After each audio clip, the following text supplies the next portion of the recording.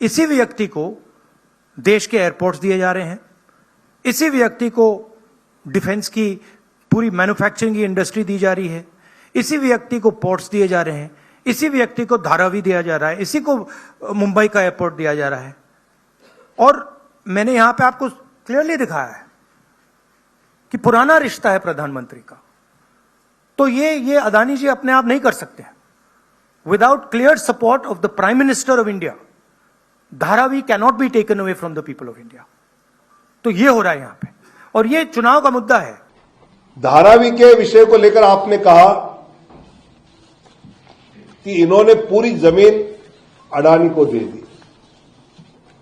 राहुल जी, धारावी की जमीन ये महाराष्ट्र सरकार के पास रहेगी, उस पर डेवलपमेंट कंस्ट्रक्शन का काम अडानी करने वाले हैं, और इसलिए हमने किसी को जमीन दी नहीं है, ये वास्तव है। आपने ये कहा कि ये अडानी को जमीन देना चाहते हैं, वहां से गरीबों को हटाना चाहते हैं, तो ये टेंडर तो आपके कांग्रेस की महाविकास आघाड़ी के समय जो टेंडर के कंडीशंस बने थे उसी के आधार पर निकले। रेल की जमीन आने पर उस पर थोड़ी कुछ अमेंडमेंट हुए, बाकी तो कंडीशन आपके थे जो आपने रखे थे और आप ही उनको देना चाहते थे।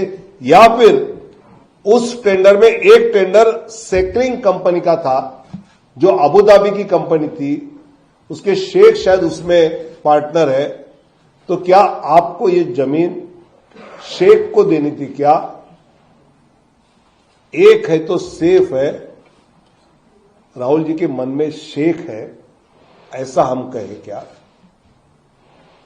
वास्तव यह है कि जितना जो धारावी में रहता है उसको वहां घर मिलेगा।